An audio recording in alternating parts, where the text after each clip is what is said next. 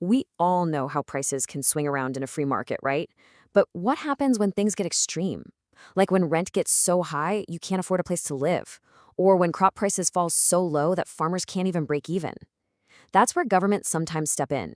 Today, we're going to break down two of their biggest tools: price ceilings and price floors. So let's dive right in.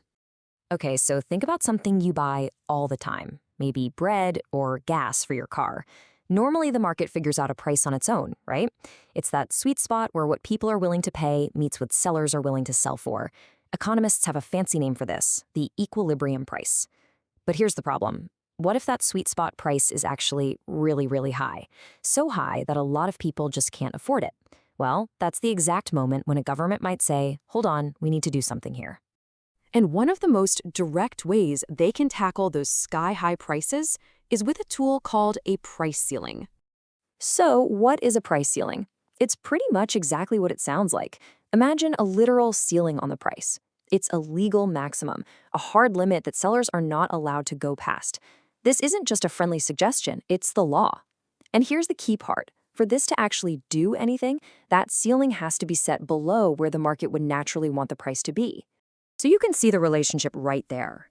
The whole point is to set that government price cap lower than the natural market price. It's basically an artificial lid, specifically designed to push that price down and keep it there. But why go through all this trouble? Well, the goal is super straightforward: making things affordable. This whole policy is aimed at helping out the consumer. People like you and me.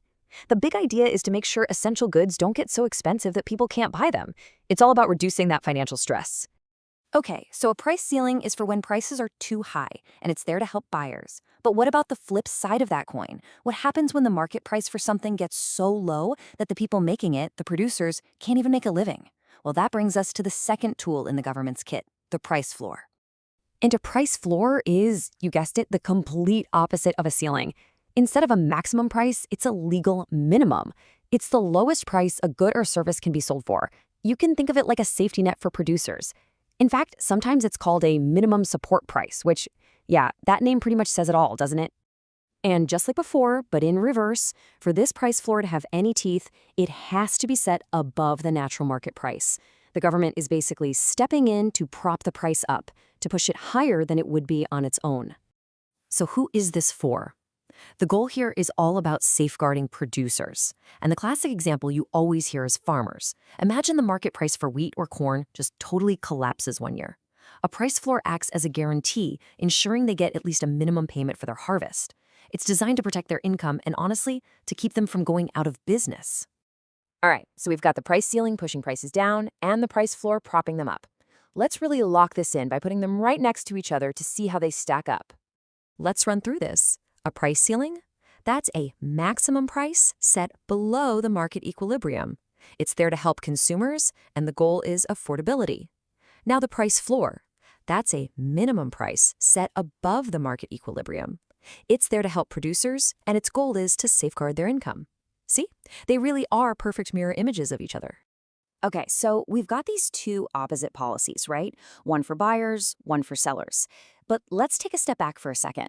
What's the big picture here? What's the ultimate point of a government jumping into the market like this in the first place? When you look at it, it really boils down to one simple idea. Even though they help totally different groups in opposite ways, the fundamental goal for both price ceilings and price floors is to try and make things better for everyone involved. It's about stepping in when the market, for whatever reason, just isn't creating a fair outcome for either the people buying or the people selling. And that leads us to the big, complicated question, doesn't it? These price controls are designed to help, but do they always work as planned? I mean, sure, they can offer some real relief, but they also come with big risks. Price ceilings can lead to shortages, think long lines and empty shelves, and price floors can cause huge, wasteful surpluses that nobody wants to buy. So what are they? A necessary tool for economic fairness, or a harmful meddling that messes up the market? Honestly, that's a debate that's still going strong. Something to think about. Thanks for joining me.